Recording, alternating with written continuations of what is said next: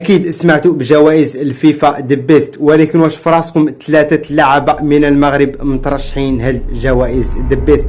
اولا اشرف حكيمي افضل دفاع في العالم، ياسين بونو افضل حارس في العالم، وسفيان رحيمي افضل مهاجم في العالم. المهم نحاول نشرح لكم شنو هما جوائز ذا بيست وغنحاولوا نقارنوها مع البالون دور. المقابل ما تنساو تشتركوا في القناه لان محتاج الاشتراك ديالكم بكثره ان شاء الله، وما تنساو واحد القليب واحد الكومونتير ما عندكم. اول حاجه غنحاولوا نشرح لكم شنو هي البالون دور ومن بعد ندوزوا للذا بيست.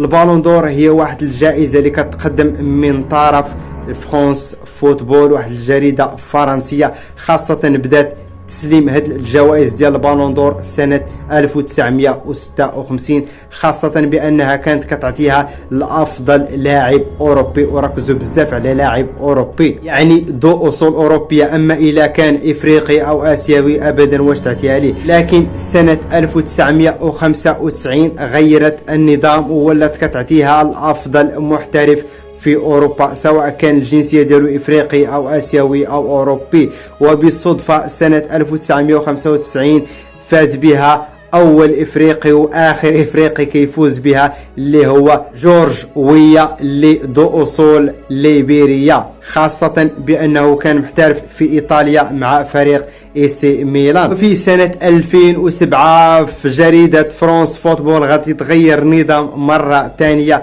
وغادي تعطي الجائزة الأفضل لاعب في العالم، سواء كان أمريكي آسيوي أو إفريقي أو أوروبي. خاصة كيتم التصويت على هاد الجائزة ديال البالون دور من أفضل الصحفيين الرياضيين. وفي سنة 2010 غادي يدير واحد البارتناريا، واحد الشراكه بينها فرانس فوتبول والفيفا، خاصه وان البالون دور كتقدم الافضل لاعب في العالم بالاتفاق مع الويفا. وفي سنه 2015 غادي تفسخ العقد فرانس فوتبول مع الفيفا، والفيفا غادي دير الجوائز ديالها اللي وحدها خاصة سماتها ذا بيست. كان أول لاعب كيفوز بجائزة أفضل لاعب في العالم اللي هو كريستيانو رونالدو، وكذلك كيفوز بها على مرة التوالي كريستيانو رونالدو، لكن أكثر واحد كيفوز بجائزة The best player in the world هو ميسي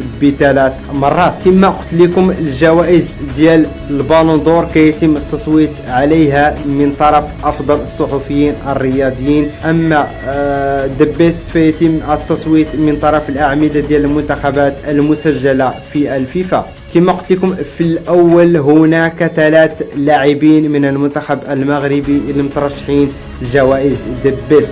اولا كما قلت لكم سفيان رحيمي كأفضل مهاجم في العالم، من خاصة وأنه كينافس كريستيانو رونالدو ومجموعة من اللعبة الآخرين. كذلك ياسين بونو كأفضل حارس في العالم، وكذلك أشرف حكيمي كأفضل دفاع في العالم.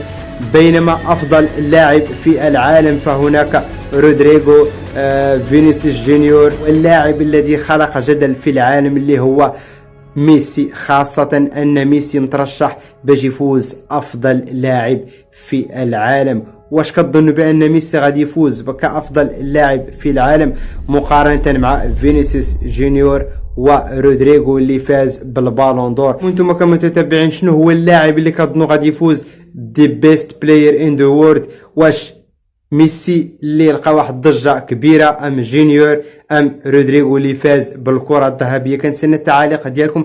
هنا كيسالي الفيديو ديالنا، كنتمنى انه ينال الاعجاب ديالكم. ما تبخلوش علينا بلايك وتشتركوا في القناه، ونتلاقاو في فيديو جديد ان شاء الله. مع السلامه، اخوكم عادي.